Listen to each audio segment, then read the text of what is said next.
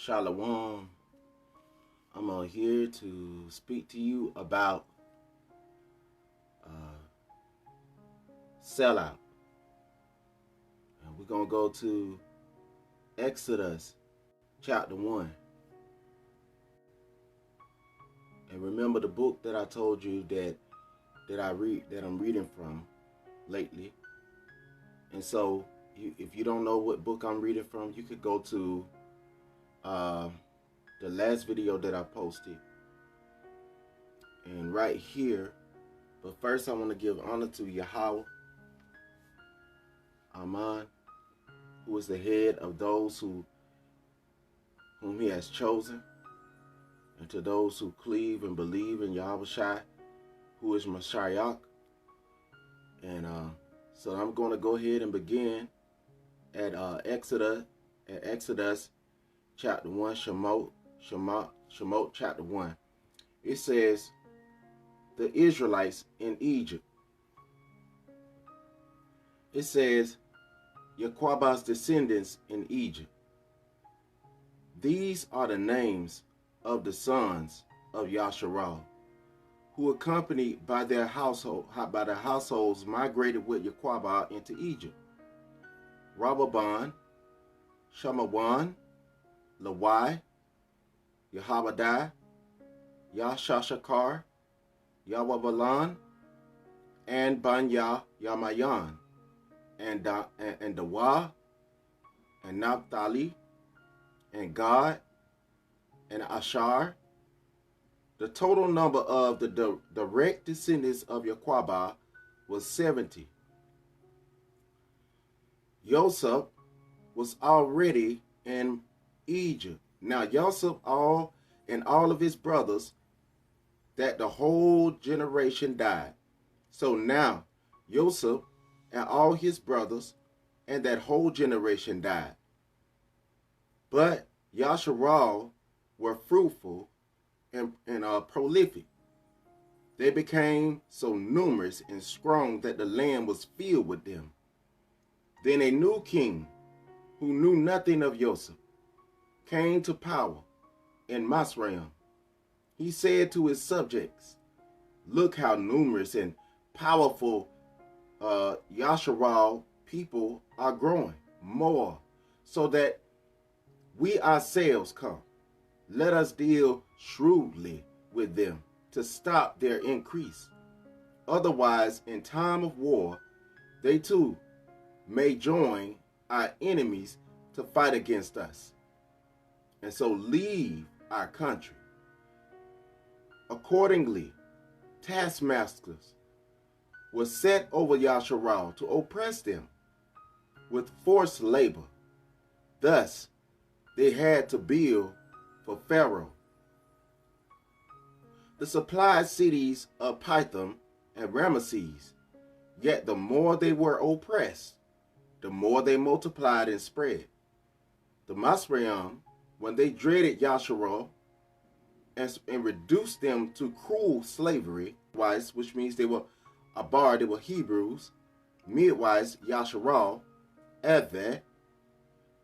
He said, the king of Masraim told Abar midwives, one on whom was called Safra, and the other Pua, when you act as midwives for the Abar women, and see them giving birth, if it is a boy, kill him. But if it's a girl, she may live. The midwives, however, fear Alahayam. They did not do as the king of Masraim had ordered them, but let the boys live. So the king summoned the midwives and asked them, why have you acted thus, allowing the boys to live? The midwives answered, Pharaoh, the Abar women, the �hwɪdɛ, the Abar women, are not like the Misraim women. They are robust and give birth before the midwife arrives. Okay, so now I know that a lot of people are against the Abar people prospering in this world. This was a fear that came upon them because they believed that Yasharal would join to their enemies also. So it seems as if somebody else that was inside of their kingdom, another tribe, had joined to their enemies to fight against them. Now, if you go and do the studies of Ophir wars, the wars in Ophir in Africa, in the continents, you'll find a story. You'll find this story. But I want to show you something here. It says, he said to his subjects, look how numerous and powerful Hayasharal people, Hayasharal Al, are growing, more than we ourselves. So they wanted a big number of people so that they could keep Yasharal as subjects. But they saw that Yasharal had prospered and grown more than they were. So if Yasharal wanted to fight against them, would not it be comprehensible that they would have fought against them when they got these big numbers? But listen to this, how numerous and powerful Hayasharal Al are growing, more so than we ourselves. Come, listen to this leader in this day. Let us deal shrewdly with them to stop their increase. Otherwise, in time of war, they too may join our enemies to fight against us, so leave our country. In verse 11, it says, accordingly, taskmasters were set over Yasharal to oppress them with forced labor. Now, during the time when Yasharal was enslaved, and these days, and I'm going to prove it to you through the scripture, they said that we are more. So they counted us 3/5 of the human so that they could get their vote, so that they can vote for oppression. But right here it says, accordingly, taskmasters were set over Yasharal to oppress them with forced labor. Why? Here's the purpose. Because they were numerous and they thought that they would get thee up out of the land and get to their enemies and make alliances with their enemies. Accordingly. But see, Yahweh said that we are not to make any deals with the nations around us, even though this is a known fact. People think that Yasharal, who follow after Yahweh or not, want to join with their enemies, but as we see that there are a numerous amount of people who are against us being a nation, who are against us having a family structure, who are against us having a people. So they say it don't matter, and it don't make no difference. But they don't say that in order for the upbuilding of everyone. They say that to deflect from the real issue that is going on. And even though the scripture says that we are not to make any other nation rulers over us, it gotta be somebody of our brethren. Yet and still, we go and we vote and we march and we press into places so that we can vote for other people to rule over us. We smash down one another's businesses so that we can go and work for the person that gave us the money to go and smash down other people's businesses. We sit inside of these high places that our taskmasters have given us so that we can oppress our people. And anyone that dare to speak out against it, some of us is hired to come against that person, to speak against that person's morality, to speak against that person's purity, to try to bring them down, to destroy the person's character, even though that is against the laws of the lands where you are. A lot of people will take bribe money to try to discredit their own people, even though it's clear as day that the sky is blue. If somebody paid them money, a lot of our people, well, some of our people will take that money to try to convince the whole world that the sky is blue. Accordingly, taskmasters was set over Yasharal to oppress them with forced labor. With forced labor. With forced labor. Inside of the prison system, there is forced labor. Inside of the prison system, there is forced labor. And according to the Amendment 13, those who are in prison because of a crime, they are able to be put in servitude again. That's why the amendments were not heeded to for the 13th Amendment, because that's the only way that these nations have begun, that then got fat, is because they did it through free labor. Free. According as taskmasters was set over Yasharal to oppress them with forced labor. Thus they had to build for Pharaoh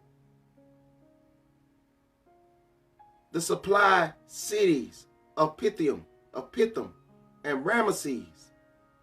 Yet the more they were oppressed. Now listen, do you know that the king of Masrayam during the time of Joseph had given unto Yasharal the land of Ramesses because they honored Joseph and he saved the world when famine came through. But it say thus they didn't remember any of the good works and deeds that Joseph had done. They didn't honor Joseph's memory anymore. He said thus they had to build for Pharaoh the supply cities of Pithom and Ramesses. Yet the more they were oppressed, the more they multiplied and spread. And Masrayam then dreaded Yasharal and reduced them to cruel slavery. So if there's any job that they can work, that could be a regular job where they can make enough money to take care of their people and all that. No, they reduced them to cruel slavery, to chattel slavery. Now remember that Abraham had left out of the land of Ur of the Chaldees, and he was journeying listening to Yahweh. There was a people without a land, but they only had a land of promise. So Yasharal was traveling through these lands, and they was just there as aliens. They didn't come there and be simps and sell out all of the people of that nation. They didn't come there and act unruly in these other nations' lands. But they sat there as aliens in these other lands. Even though the scripture said that Sham's descendants was supposed to be given certain lands, and Canaan had went inside of these lands and claimed them as his own. They still went to that land and settled there as aliens. Yet the more they were oppressed, the more they multiplied and spread. The Masrayam then dreaded Yasharal and reduced them to a cruel slavery, making life bitter for them with hard work in mortar and brick and all kinds of field work. Yasharal in the latter days would go inside of Masrayam again, but this time with ship. Now you didn't need no ship to go to Masrayam through Kamata. You didn't need no ship to go to Masrayam from the nations of the north. But you needed a ship to go across the ocean. And what awaits you when our ancestor was brought across these oceans, across the Atlantic, what awaited us was bitter slavery and hard bondage, making life was bitter for them with hard work in mortar, making brick, and all kinds of field work. Sugarcane plantation, cotton plantation, cattle.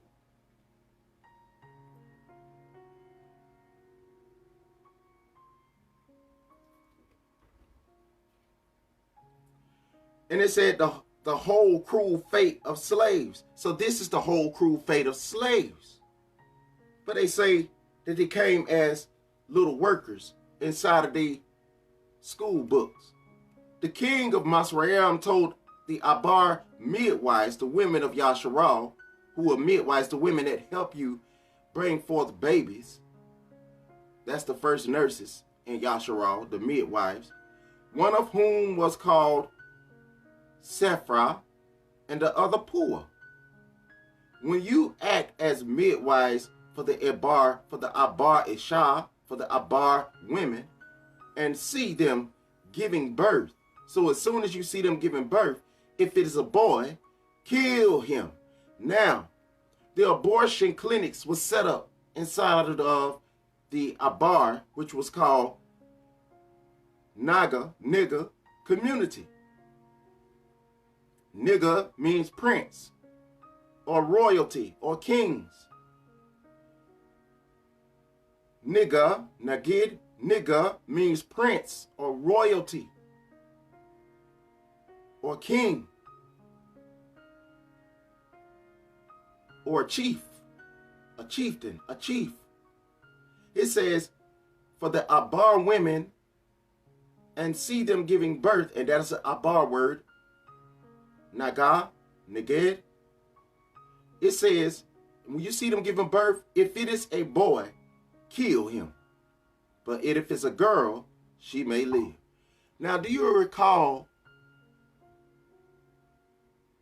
the people saying the war against black boys?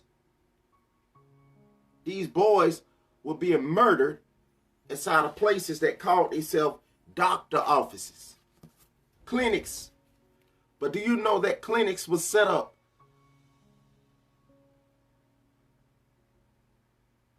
by royal leaders in diaspora, by Nagagala, by royal leaders in diaspora? Clinics was set up so that our people could get health care. School lunch was set up by Abar people who were called niggers to give them free lunch inside of school. And these men were taken out. Many of them were locked up inside a prison, and they still in there today. They still in there today. However, the midwives feared Alahayam. Asata Shakor feared Alahayam. So she defended the little black boys and little black girls. Did not do as the king of Masrayam had ordered them, but let the boys live. That's why I just gave my wife a new nickname, Pua, because I see my wife as an honorable woman that would stand for her people. And she would also help the oppressed stranger. Even though we are strangers in these lands and aliens wherever we are to treat each other with respect and dignity and not oppress the people around us. So the king summoned the midwives and asked them, why have you acted thus, allowing the boys to live? Don't they ask you, why y'all letting these little black boys live? Do you know that they was trying to hire these women? The Pharaoh wanted to hire these women to kill the children of their nation. But these women at this time knew what children meant to their mothers and fathers. And they knew what the children meant to Alahayam. They knew what the children meant for their nation. They knew what the children meant for the nations around them, because Yasharal was called to be a light unto the nations. But at this time, Yasharal was still awaiting for the covenant, the everlasting covenant of Thara. They were still waiting. So this is before Yasharal was taken out of slavery. This is before Yasharal had wandered throughout the wilderness complaining for 40 years. This is before the Levitical law that's found in the book of Vayikra, in the book of Leviticus, was given to Yasharal for the Levitical priesthood. Teaching them about clean and unclean things for the house for Bayath Yasharal. So now we see an issue.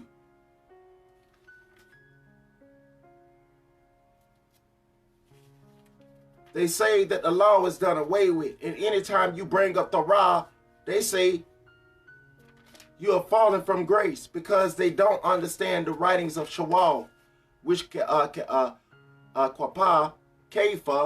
had told the children of Yasharal during his days that many of them twist to their own error. Amen.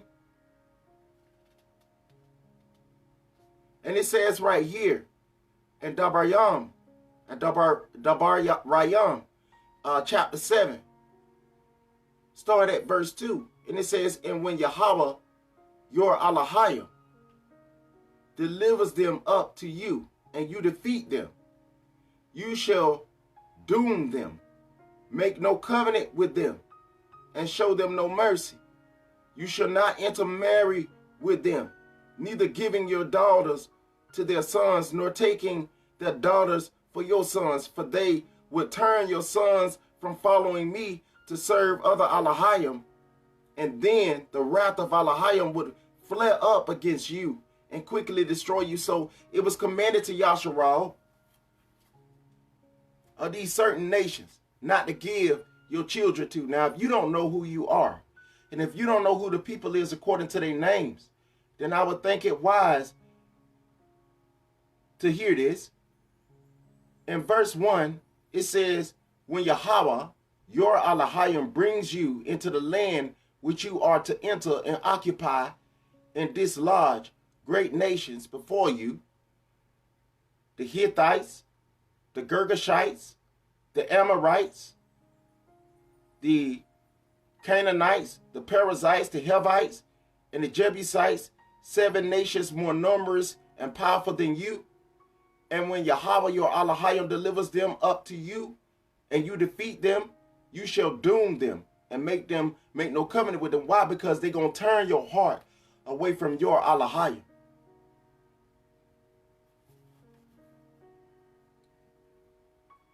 And then it says in other places not to give your children to strange women, because they'll turn their heart away from your Alahayam. Then it says in other places that 3 generations, it will take 3 generations for you to get back inside of your nationhood, where you can even go inside of the temple. It says right here in chapter 8 of Dabar Rayam, verse 1, it says, be careful to observe all the commandments I enjoin on you today. Who was he joining these commandments to? Yasharal, that you may live and increase and may enter in and possess the land which Yahweh promised on oath to your fathers. So he swore and he promised on an oath to your fathers. Remember how your fathers, remember how for 40 years now Adonai Yah, your Alahayam, has directed all of your journeying in the desert. So I'm going to stop right there. Did it not say in the Brit Hadashah in the New Testament, in the book of Abar, in the book of Hebrews, that was written to the Abar, to the Advez, did it not say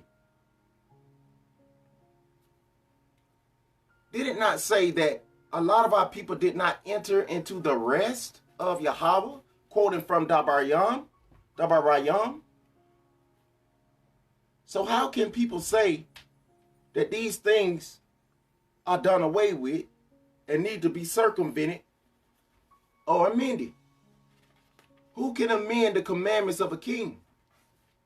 Rebels go against the commandments of a king, but yet and still the commandment of the king still stands.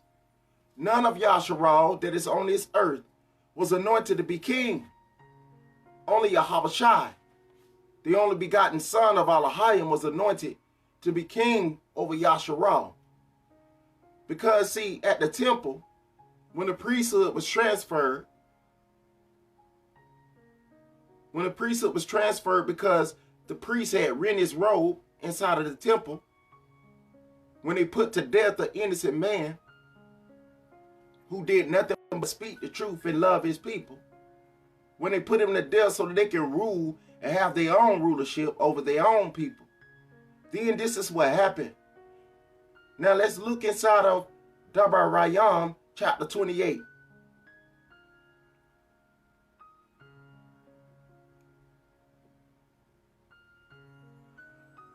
First, he told you about the blessings that will happen to you if you keep the commandments of the Most High. Then he told you about the curses that will happen to you if you break the commandments of the Most High.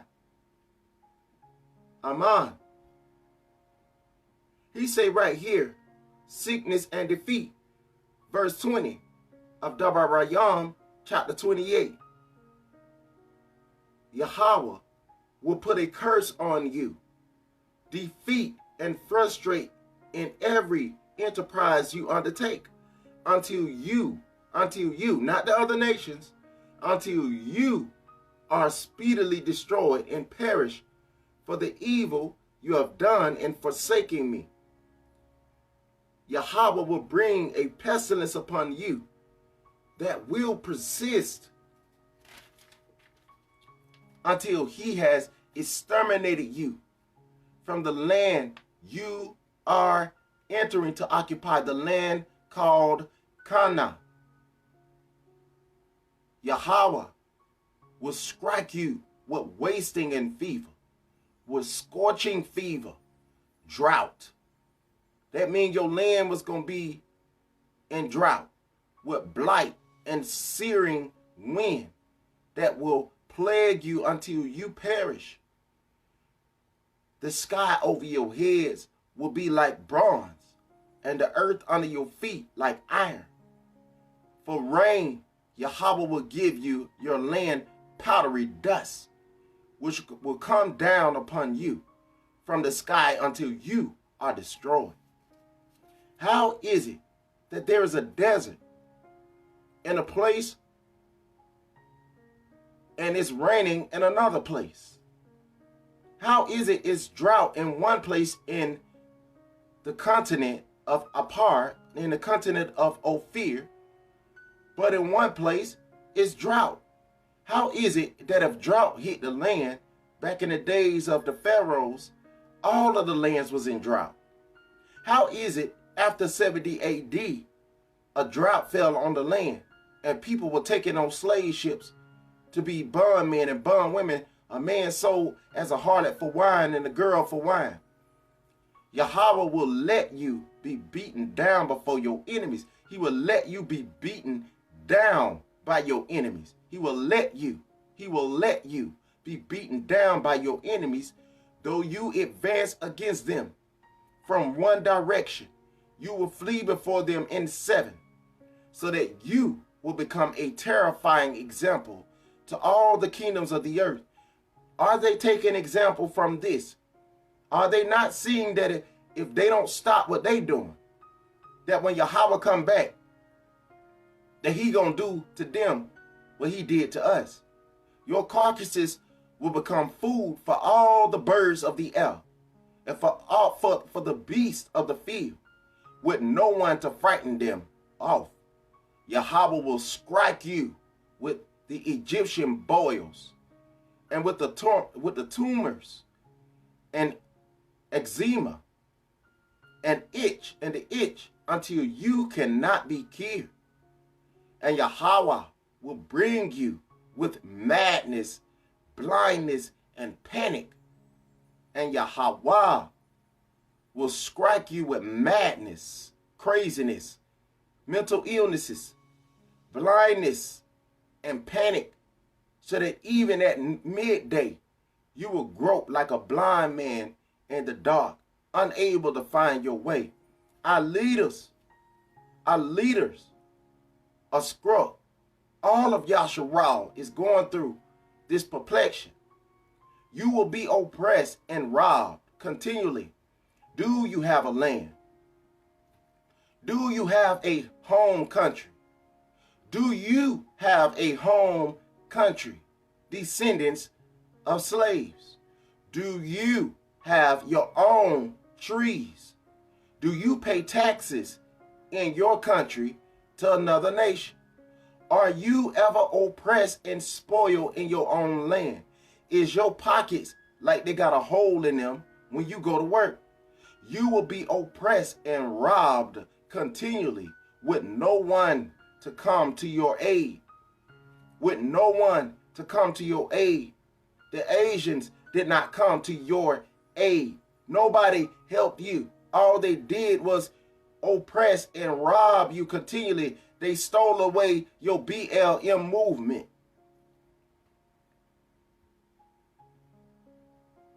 The NAACP, gone. Your leaders, gone. With no one to come to your aid.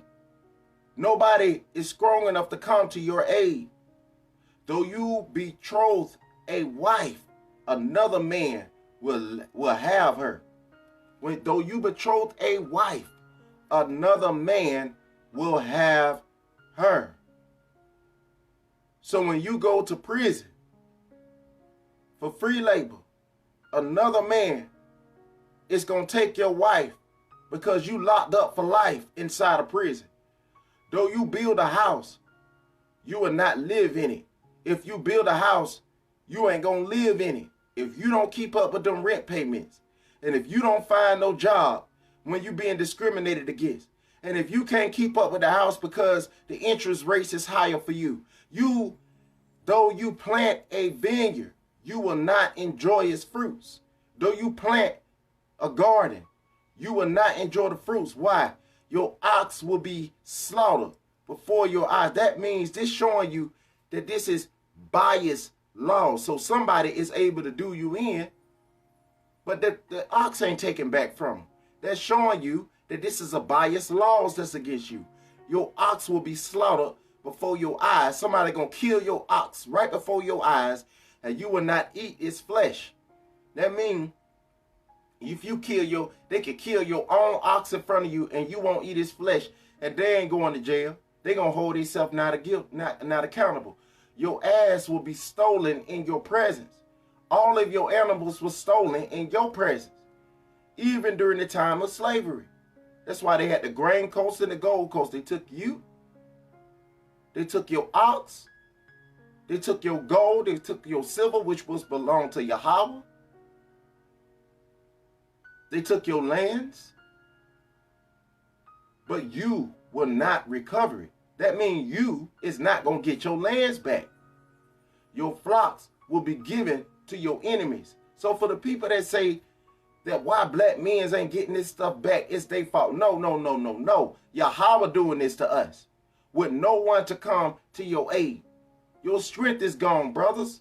Your strength has been taken away from you, just like Samson's strength was taken away from him. Your sons and your daughters will be given to a foreign nation, a nation that is not your nation. While you look on the and grieve for them in constant helplessness. See, this is our people. They got these people give money to all these different type of nations that have weapons and bombs of destruction and all these things, and you is left helpless constantly. Why do a lot of our people want to go and fight? You ain't even got script to fight for your own people. And you want to go and help somebody else fight instead of falling down on your knees and asking Yah to save you and forgive you your sins and your ancestors' transgression. A people whom you do not know will consume the fruit of your soil and all of your labor. Do you know who these people is? Are you acquainted with these people? Do you yada these people? Do you yada these people? Do they yada you back? Do they know you? Do they yada you like Yahweh yada his people when he was delivering them out of Masrayam? And you will be oppressed and crushed at all times without surcease until you are driven mad by what your eyes must look upon. So these things gonna happen to you continually continually. And your eyes going to look around and you're going to wonder, like, Yahweh, what? These people cannot be like this. Why do they keep doing this to us?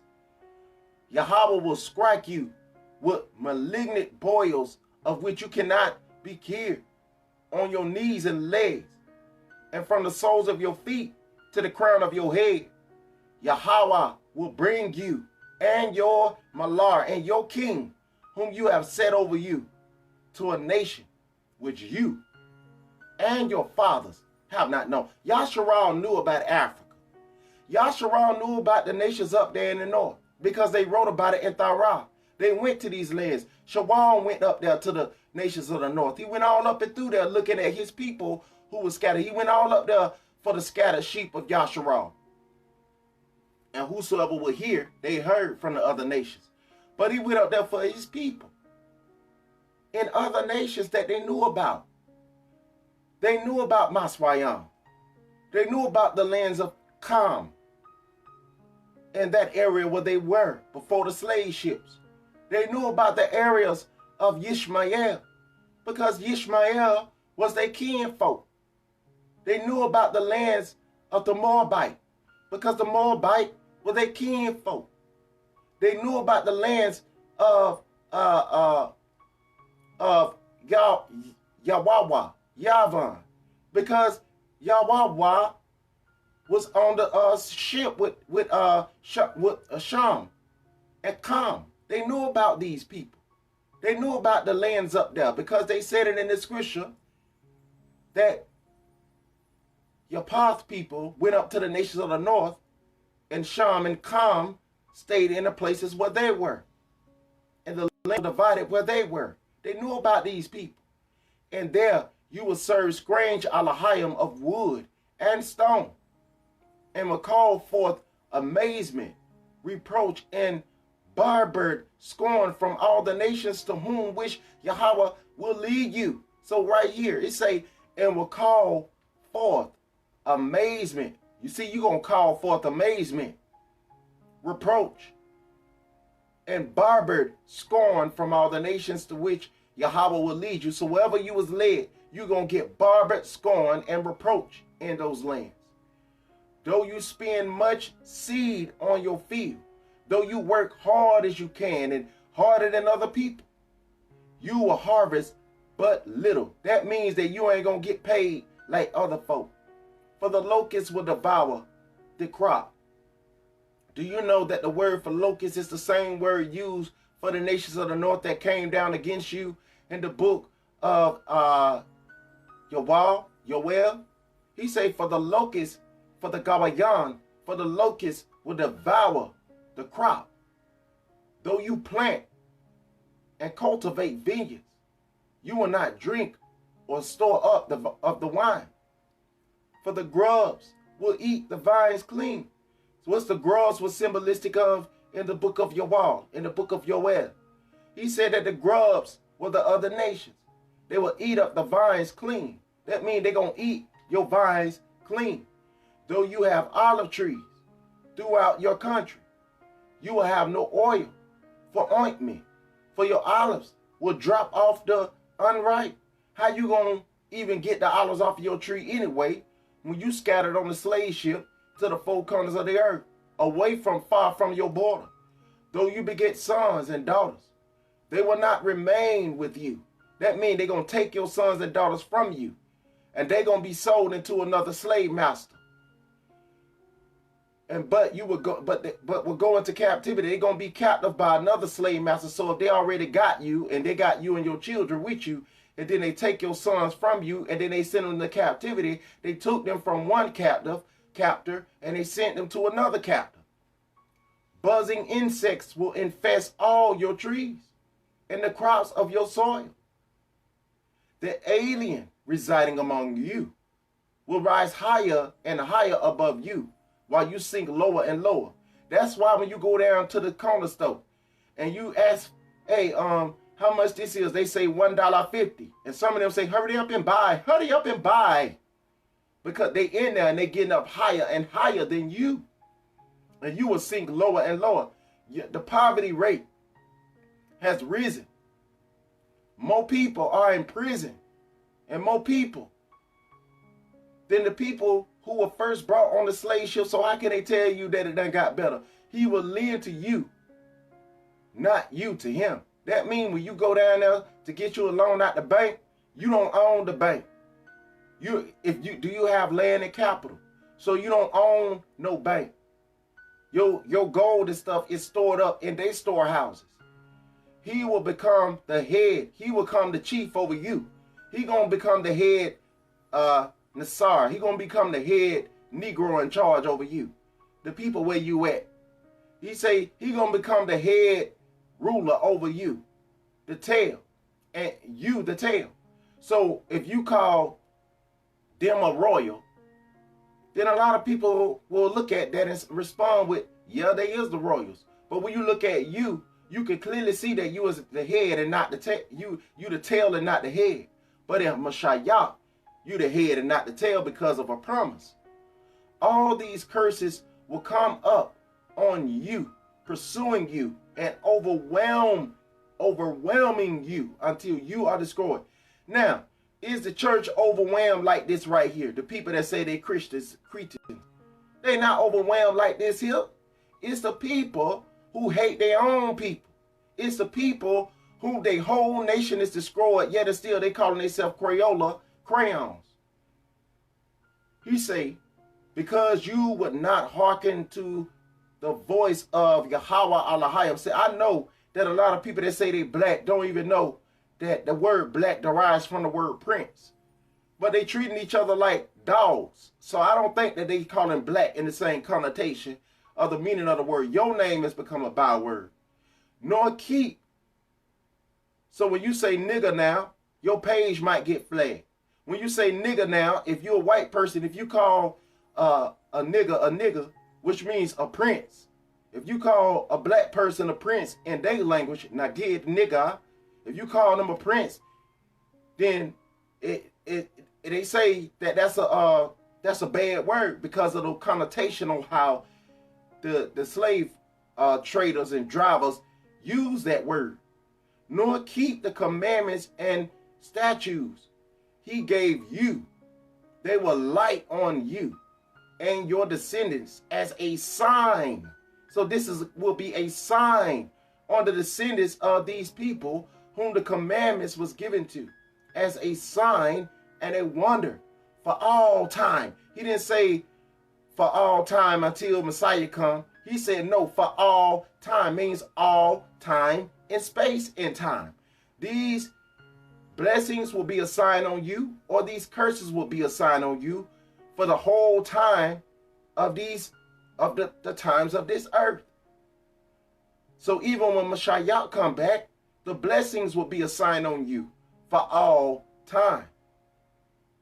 Descendants as a sign and a wonder for all time. That means in this dispensation and in that dispensation and in the last dispensation, which is Yahushua dispensation, who is going to, amen, come back. He is the rock that the builders had rejected for all time, since you would not serve Yahweh, your Alahayam, with joy and gratitude for abundance. See, our people had something to be thankful for, but they weren't grateful for what they had. They wanted to be like the other nations, for every kind. Therefore, in hunger and thirst, in nakedness and utter poverty, you will serve the enemies whom Yahweh will send against you. So since our people didn't want to serve Yahweh, but we want to serve these other people, the same people that we wanted to serve, he said, okay, well, you go and serve them then. He will put an iron yoke on your neck. So we were supposed to receive Yahushua's yoke. He said, my yoke is easy and my burden is light. And our ancestors rejected Yahushua's yoke, but a remnant did not. He said, until he destroys you. So there's going to be a remnant among the people, even as it was spoken by the apostles, that there was a remnant that Yahweh is going to have even when he returned. There's going to be among those who refuse to accept the propitiation for their sin. They reject their heritage, like Esau rejected his birthright, like Esau rejected his inheritance. Yahweh will raise up against you a nation from afar, from the ends of the earth, that swoops down like an eagle. The eagle is the sign of Edom. It's the sign of the latter-day nation. A nation whose tongue you do not understand. Our people were brought over here. We did not understand English. On the ships, they did not understand English. But they were forcefully told not to speak their language. They didn't like it when we spoke our own language. Just like a lot of people oppress you for your locks inside of the schools. A nation whose tongue you do not understand. Now, the native aboriginals that was already over here, when they tried to speak their own languages, they got it in. They got done in. So they had to wash out their mouth with soap and all these things. Who does this sound like? A nation whose tongue you do not understand. A nation, a stern visage, of a stern visage. That means his face is set. It didn't change to a lovely visage to you.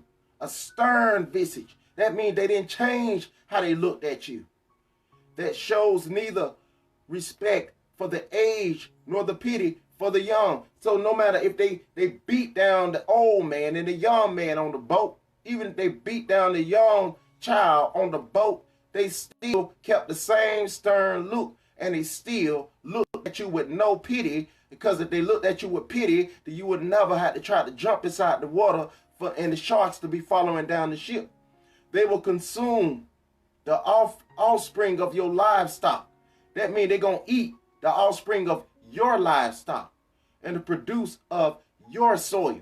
So wherever soil, they going to eat it. The scriptures say that Yahweh has given unto the hands of the righteous all things belong to Yahweh. And he said, such as I have, such as I give. So all things belong to Yahweh that was given to him from Abba, which is our Father. So the whole earth belongs to the righteous, but you ain't going to even enjoy what the places where you are. Even if you accept Messiah, you're going to be in a place where other people is going to delight off of the toil of your people until you are destroyed. What does he say by this? Yahweh said that this leaf is going to get brown. It's going to die. See, when you take the water away from the plants, and you take, away the caring for the vineyards, and somebody could just run all up and through the vineyard, that means that vineyard is going to die. That means that nation is going to die. Now, Yahweh say he saved himself a remnant, and he going to kill the rebels when he come back. So that means that there's going to be wicked Yasharal and a remnant of righteous Yasharal when he returns. So what does that say? There's going to be a remnant even of Gawayan that receive Yahweh appeal for them, and they going to serve in the kingdom. But why does he say this right here, that you're going to be destroyed? Does he mean that your nation is going to die and not be in existence no more? No, what he's saying is that you are going to discontinue from your heritage.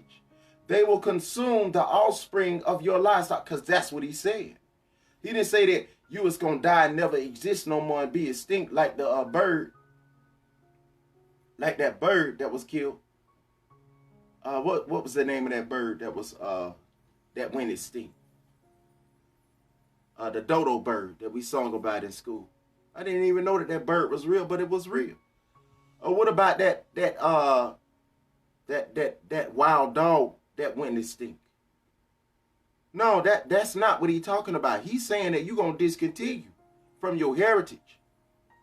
They will consume the offspring of your livestock and the produce of your soil until you are destroyed. They will leave you no grain, not themselves no grain. It say, or wine or oil, nor no issue of your herds. So you ain't gonna get none of your herds or young of your flocks. They gonna take it all from you, until they have brought about your ruin. So they're going to take all of your wealth, all of your land, all of your resources until you are brought to ruin, until you are brought to nothing. They will besiege you in each of your communities. So whatever community that you in, they will besiege you in those communities. So when we went down there to the west of Kamata, to the west of Africa, and when we fled away from our land to different places, every community where we was, they besieged us until the great unscalable walls you thrust, in some tumbling down all over your land. They will so besiege you in every community throughout the land which Yahweh, your Alahayam, has given you. Does he not say that he has given the righteous all things that belong, that the Father had given unto him? That in the distress of the siege to which your enemy subjects you, your enemy is not the ones that tried to stand up for you. Your enemy is not the brother that was trying to save you. Your enemy was not Harriet Tubman. Your enemy was not the white people that died for your defense. That's not your enemy. Your enemy are the ones that siege you, which your enemy subjects you.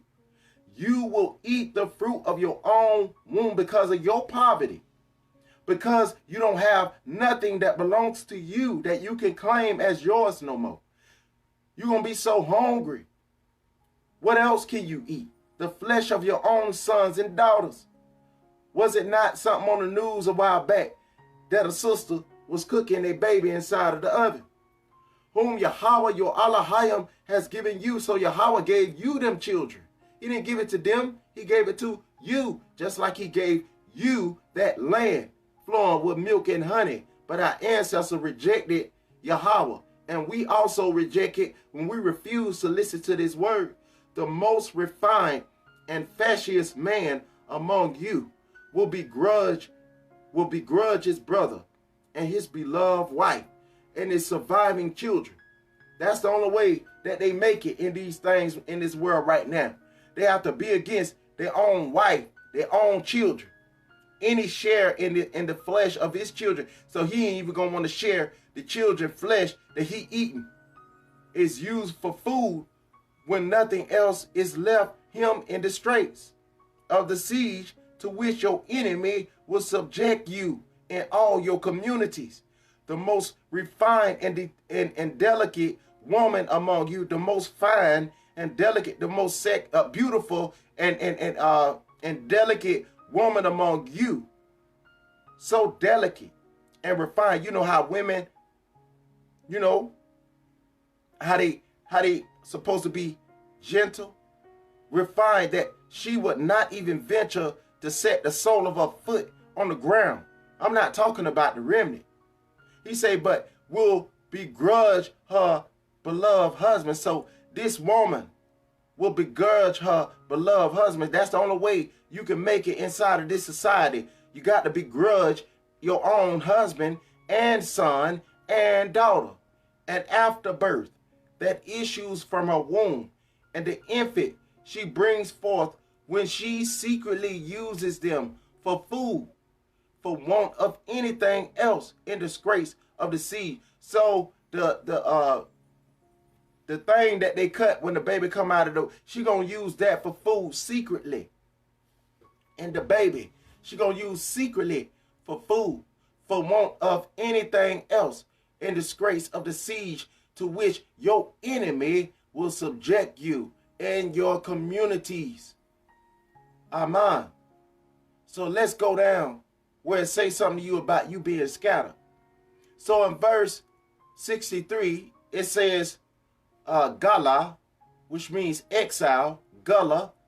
He say, Gala, just as Yahweh once took delight in making you grow and prosper, so will he now take delight and ruining and destroying you. Just like he destroyed Sodom and Gomorrah because of their wickedness, so Yahweh has put a judgment on us so that we can repent. So will he now take delight in ruining and in destroying you. And you will be plucked out of the land which you are now entering to occupy. So that was Yahweh talking to the fathers before they occupied the land of Yasharal, warning them. Yahweh will scatter you among all the nations from one end of the earth even to the other, and there you will serve strange Alahayam of wood and stone, such as you and your fathers have not known. We knew about the false gods of the nations of the north. We knew about the false gods of all these different false gods. We knew about the Molech and all these different things. But he say right here, among these nations you will find no repose. And Kamata, even inside of the Bible, read it. Our people found repose, not a foot of your ground to stand upon. For there Yahweh will give you an anguished heart and wasted eyes and a dismayed spirit. You will live in constant suspense and stand in dread both day and night. These people got qualified immunity, never sure of your existence. They got qualified immunity. Now you're depending fully on if people want to treat you right by their own morals and ethics. They don't have any governmental push to punish those who choose not to act on their own morals and ethics. Even though their laws say that they should not do this, they do it. Because the original content of the law of the people who had it inside of their wicked heart was not for you. So some who will want to be a part of the kingdom of Yahweh will reject that wicked mindset and say, I want to serve Yahweh and not the devil. Would that it were evening. And in the evening you will say, would that it was morning. So whether if it's evening or morning time, it makes no difference. For the dread that your heart must feel and the sight that your eyes must see. Look at Masha trying to explain to the children of Yasharal of what was going to become of his people. He's trying to explain to them something that he is not in, but he see that his seed is going to be in, and the seed of his brethren. Yahweh will send you back in galleys to Masrayam, to the region I told you that you will never to see again. And there you will offer yourselves for sale to your enemies as male and female slaves, because you ain't got no land in 𝐻wɪdɛ. So you had to go back to 𝐻wɪdɛ, and you offer yourselves as male and female slaves so that you will have you some work and a job. Not so you can offer yourselves as chattel slaves. You offer yourselves to work, but there will be no buyer. So nobody is going to hire you during that time. These are the words of the covenant which Yahweh ordered Masha to make with Yasharal in the land of Moab, in addition to the covenant which he made with them in Horeb. So Yahweh had told our people, this is what's going to befall you. And it says right here. It says right here. So let's go. Let's see if Masha was talking about this going to happen to you in the last days. Did he say you're going to listen? Did he say our people is going to listen? Because somebody may say, well, how we know they ain't listen? So they might still be in the land. Let's see what Masha say. Past favors recalled. Masha summoned all, in chapter 29, Masha summons all Yasharal and said to them, you have seen that Yahweh did in the land of Masraim before your very eyes, to Pharaoh and all his servants, and to all his land. The great testings your own eyes have seen, and those great signs and wonders. But not even at the present day has Yahweh yet given you a mind to understand. So not even at the present day, Yahweh, at that day that Masha gave them this command through Yahweh Shai, he say that Yahweh has given your mind to understand. The minds was sealed, or eyes to see, or ears to hear. So that word, therefore, you don't understand it, seal. Your ears and your eyes will seal, our ancestors, or ears to hear. I led you 40 years in the desert. Your clothes did not fail from you, and taters, nor your sandals from your feet. Bread was not your food, nor wine or beer your drink. Thus you should know that I, Yahweh, am your Alahayam. When we came to the place, Sihon, king of Beshban, and Og, king of Basan, came out to engage us in the battle, but we defeated them. So what Masha is telling them, see, y'all is defeating people. Y'all got land. These things are concealed from you, and took over their land, which we then gave as a heritage to the Rawaban and the tribe of God, and half of the tribe of Manasseh. Keep the terms of this covenant, therefore, and fulfill them, that you may succeed in whatever you do. Your Alahayam, as he promised you. See, he kept the promise of the blessing. And as he swore to your fathers, Abraham, Yashak, and Yaquabah. But it is not with you alone that I make this covenant under the sanction of a curse. But it is not with you alone that I make this covenant under the sanction of a curse. It is just as much with those who are not here among us. He's talking about the offspring today, as it is with those of us who are now here, present before Yahweh Alahayam. So with every seed that was in Yasharal, that's why he said in every generation was this covenant made under the sanction of a curse. That if you don't obey Yahweh, he gonna curse you and your offspring. You know in what surroundings we live in the land of Masraim. Say, you know that what surrounding we live. We lived among Kam.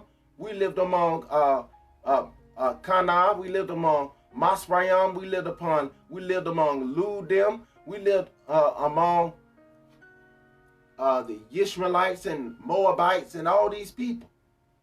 He said, and what we passed by in the nations, we traversed, and you saw the loathsome idols of wood and stone, of gold and silver they possessed. They didn't get the curse on them, even though they possessed all these idols. Let there be then no man or woman, nor clan, nor tribe, nor a group, or they say clan, nor ecclesia or tribe among you who would now turn away their hearts from Yahweh Alahayam to go and serve these pagan Alahayams. Allahs, let there be no root that would bear such poison, not Alahayams, Allahs. Let there be no root that would bear such poison and wormwood among you. If any such person among hearing the words of this curse, if any, should beguile himself into thinking that he can safely persist in his stubbornness, his stiff-neckedness of heart, as though to sweep away both the watered soil and the parched ground. Yahweh will never consent to pardon him. Instead, Yahweh's wrath and jealousy will flare up against that man, and every curse mentioned in this book will alight on him. Yahweh will blot out his name from under Shamayam and single him out from all the tribes of Yasharal for doom and keeping with all the curses of the covenant inscribed in the book of this law. He says right here, future generations, your own descendants, who will raise up after you, as well as the foreigners, who will come here from far off lands, when they see the calamities of this land and the hills with which Yahweh has smitten it, all of its soil being nothing but sulfur and salt, a burnt out waste, unsown and unfruitful, without a blade of grass, destroyed like Sodom wa Gomorrah, Adama and Seboim, which Yahweh overthrew in his furious wrath.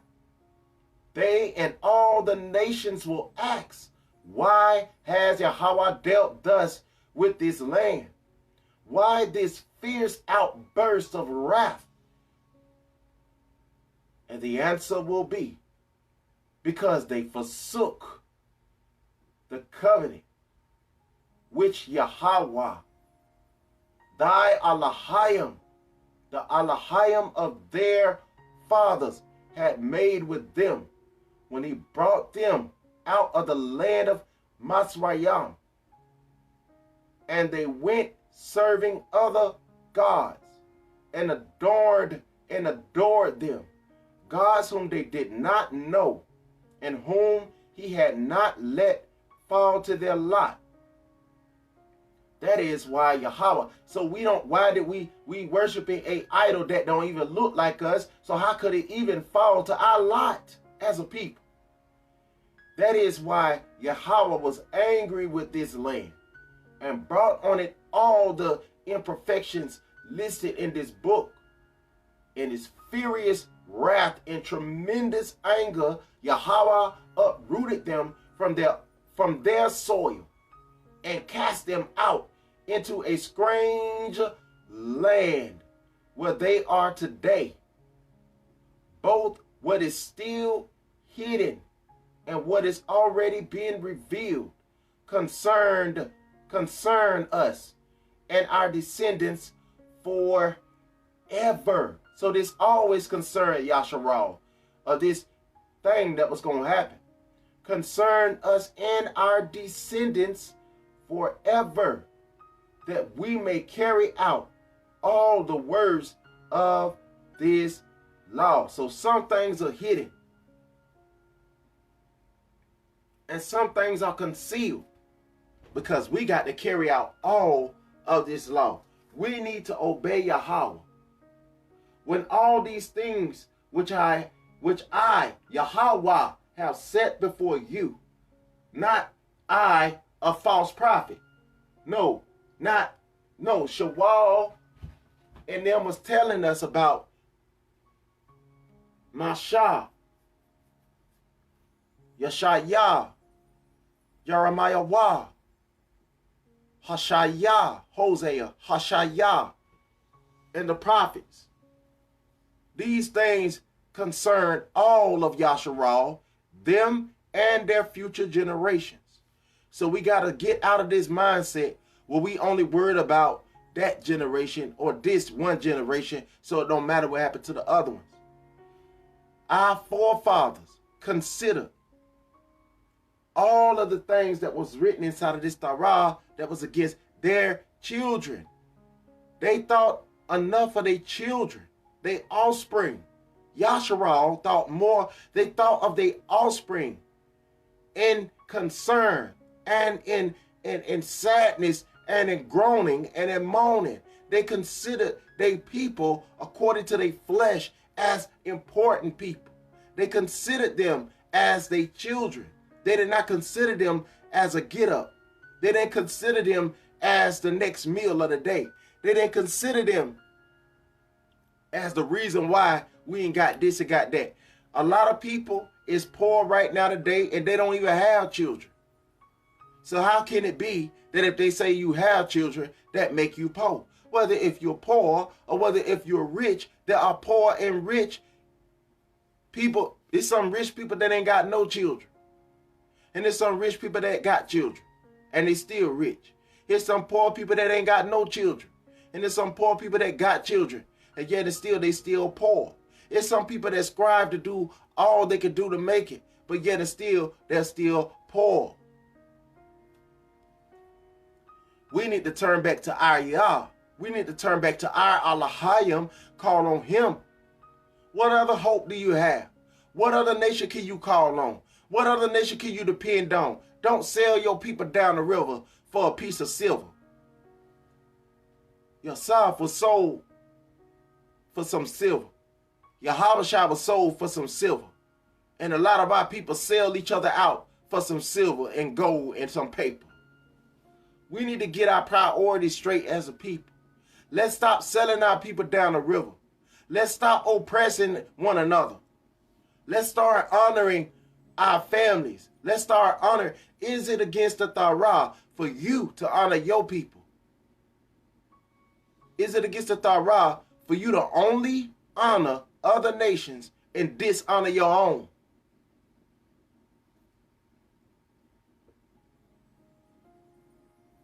There's a division between the southern and the northern tribe. Many of us in the southern tribe don't know who we are, and we get mad every time we hear somebody say who we is. Many people in the southern tribe I know not.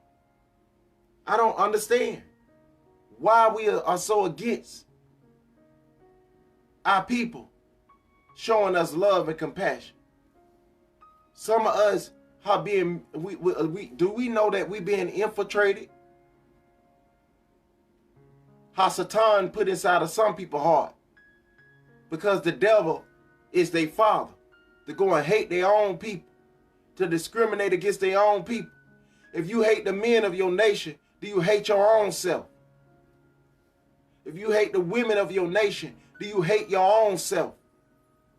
A house divided against itself, a house against itself will not stand. So our people can't stand because we are so divided as a people. We're so divided in prayer. We're so divided in everything, whether if it's right or wrong, especially when it's right. We're the most divided when it's right because we're trying to be legalistic and all these things, trying to get one over on our brothers and sisters so that we can be prosperous inside of a system that was not originally set up for you. Your system is not honored. So you go to a system that's not honor you, your children, nor your fathers, nor your mothers, and you go to that system and you love that system more than you love the welfare of your people and the strangers that seek to sojourn and join to you and believe in your Alahayam. A lot of us have been so crushed with madness in our mind that we don't even know when we be in love. We don't even know when somebody trying to love us. We look for everything to be wrong when somebody in our nation go to try to build something up to help one another. We don't want to support the people that scratch out their hand to try to help their own people. But we'll go and support people who do all they can to keep you down as a person. So we rather go online and boast because we don't want nobody to know that we ain't got nothing as a person. So we don't want to be put in the hot seat.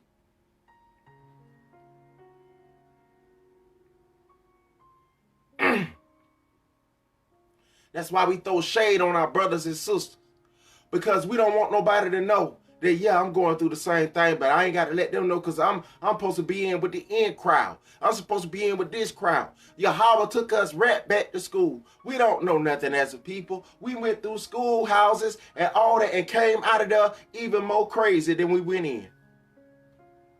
We go outside of schoolhouses and come out with a degree and hate our own people. What kind of thinking is that when we think that we got a degree of excellent knowledge? What kind of knowledge is that? That you is against your own people? That you, when you against your brother, don't you know that you a brother? If you against your sister, don't you know you a sister?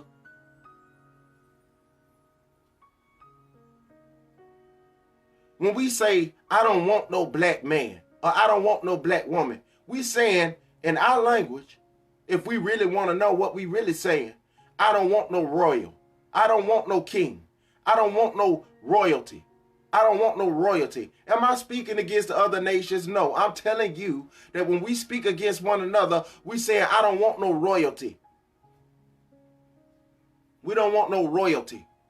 When if the tribe of God speak against their brothers and sisters, they say, I don't want no royal wife. I want to get an alien. I don't love the kings of my nation. I want to go and get somebody else that's a king or a priest or something that is of some great value to them. They rather go and get that king or go and get that priest from that other nation.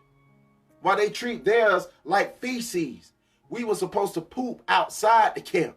Now we treat our people like poop. We were supposed to cover our boo-boo up outside the camp. Now we cover our people up outside the camp. Now we treat our people like throw up that come out of a dog mouth. We feel like if we go back to help our own people, it's like a dog returning to his own vomit.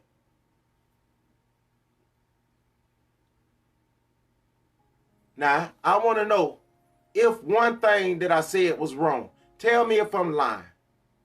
Do this make any sense?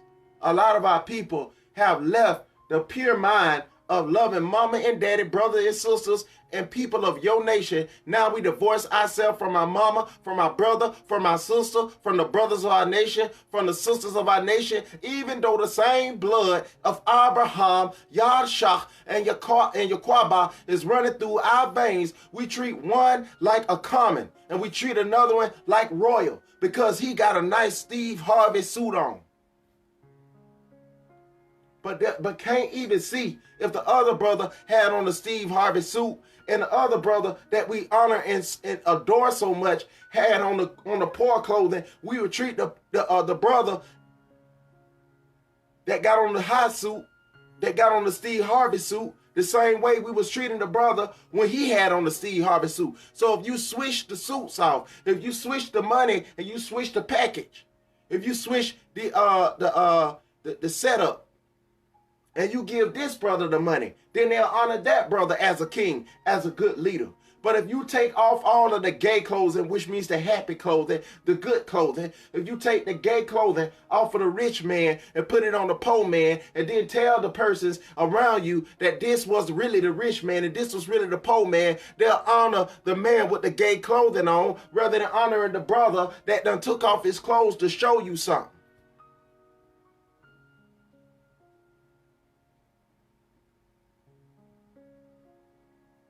So it make no difference whether if it's up from the top when they talking about brother Will Smith, or if it's from the bottom when they ain't saying nothing about the brother that's out there in the hood dying of hunger and thirst, being treated the same way.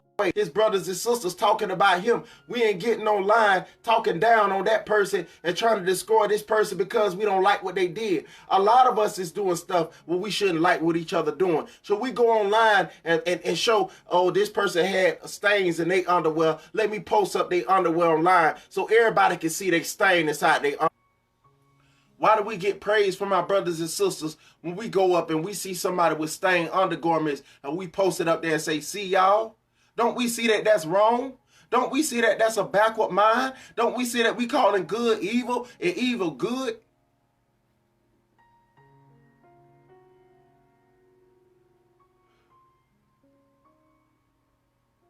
So let them brothers make reconciliation. And the ones in the street that nobody ain't video cameraing you, slapping your brother or your sister in the mouth? Why don't you go and make reconciliation with your brother and your sister? Why don't you go and make reconciliation? The only difference between people on TV and the people in the hood is that the hood ain't always got a camera on them. That's the only difference. That's the only difference.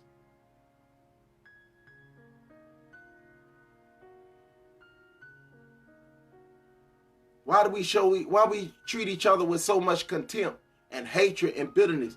The scripture said that the young woman, that our people is going to be against each other. He said the enemies of you is going to be your mother, your mother-in-law, your daddy, your brother-in-law, your brother. That's going to be your enemies. Those who are near to you, those who are around you, that see you want to do something with yourself. That's going to be your enemy. Your enemy is going to be them that hate you without a cause. That's going to be your enemy. Other people around you, they'll see the greatness in you. But unless people ask for the Father to help their eyes to be able to see for real, because when we say we see and we don't see, we blind. But when we start saying that we blind, then we going to be able to see. Because as long as we boasting, saying that we able to see, while we treating our brother like doo-doo outside the camp that we don't even bury. We don't have the decency. We treat doo-doo more righteous than we treat our brothers and sisters. We'll go hand and neck and toe to try to break each other down when one of us do something wrong. But let one of the other persons from the other nations do something wrong. We'll see what mercy need to be given. We'll see what love need to be given. How do we think that somebody is finna turn on their own brother and sister and cousin them? And we gonna turn against our own people while they stand up for their own people. I know that the judgment of y'all come on people. Let y'all deal with that. But we need to be trying to love our brothers and sisters. He said, if you love only those that love you back, what reward do you have? Yahweh let the rain fall on the unjust man's house in Yasharal, and he let it fall on the just man's house in Yasharal. I got to go, family. I hope that somebody got something out of this message. Man, I'm saying this so that our people can look at themselves and change how they treating one another, because that's what repentance is. Stop treating your people like garbage. Even the garbage get put inside the garbage can where it won't hit on the floor. Even the garbage is treated more delicately than we treat our brothers and sisters. Even a soiled piece of gloves that we take off at doctor offices is treated more delicate than we treat our brothers and sisters. We treat animate objects more honorable. We treat animals more honorable than we treat our brothers and sisters. I guarantee you, if some of us had a cat, we ain't gonna miss a meal for the cat. I guarantee you. But if a brother that's homeless on the street or a sister that's homeless on the street go inside the place where you call church, is you gonna help them with something to eat, or is you gonna keep robbing them and not helping them? That the poor people you gonna always have. So how can people say ain't no poor people? They just need to get a job and work. If you inside the church and you say you believe in what this word say, then you gonna believe what it say, that your people is ever oppressed and ever spoiled. And sometimes you gonna have to help your brothers and sisters. They're not gonna always have the money. Sometimes the community gonna have to come together like they used to do not too long ago. In the early 80s, in the early 60s, when our people used to come together and help one another. Did we just throw the Gawayan them out in the street? We treated them also with respect. Do it mean because you love your people? And because you say my mother is black and beautiful, do that mean that you hate other people because you say my mother, my brother, my sister, my kinfolk is black and beautiful, and put scraping comb in your head to make the point that your people is wrong for trying to uplift one another and say that you are beautifully and wonderfully made? You are a people of Yah. Do you not know that the scripture says that, amen, to whom the word came were the sons of God, were the sons of Alahayam? So to whom the scriptures came as recorded in Yakanah chapter 1. He say he came unto his own, but his own did not receive him. So he came unto gods, he came unto Alahayams, but his own Alahayam, but these brothers did not receive him. They rejected their Mashiach, had them handed over to the sons of Yavan, and he was murdered on the tree. A just kill is a kill. That's what you call when somebody is killed out of self-defense or righteousness. But when somebody is killed, like Mashiach and a lot of these brothers and sisters is still being killed today, that is murder. That's not killing. It's a big difference between murder and killing.